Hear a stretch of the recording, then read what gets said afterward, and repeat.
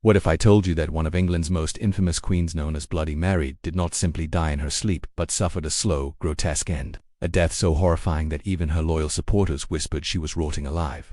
Stay with me, because this is the shocking truth behind the final days of Queen Mary I of England. Mary Tudor, better known as Bloody Mary, ruled England from 1553 to 1558. She was the daughter of Henry VIII and Catherine of Aragon, and her reign was marked by a ruthless attempt to restore Catholicism.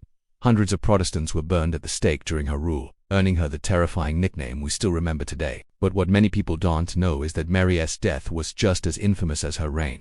By 1558, Mary was only 42 years old, yet her body was already failing. Historical records describe her suffering from mysterious illnesses. Some say ovarian cysts, others believe it was uterine cancer, and some even suggest tuberculosis. But one chilling detail stands out. Her body reportedly began to emit a foul stench before she even died.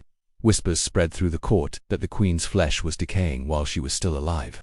Imagine the fear in the palace halls, the most powerful woman in England, slowly being consumed from within. But here's the part that shocked everyone. Mary believed she was pregnant during her final years. She even announced the coming of an heir. Yet no child was ever born. Historians now think this was not pregnancy at all, but a symptom of the disease that was literally killing her from the inside. Her stomach swelled, her body weakened, and her skin reportedly turned a ghastly shade.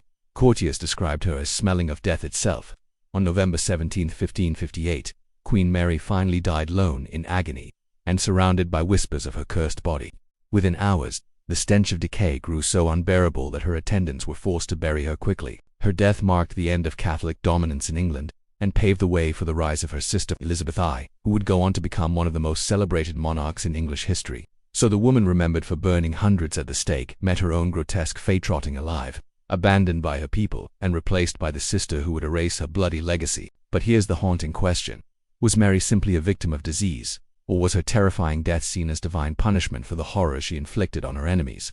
If you found this story chilling, don't forget to like this video, subscribe to Shadow Files, and hit the bell icon so you never miss more dark and hidden histories. Tell me in the comments, do you think Mary's death was just medical misfortune, or something more?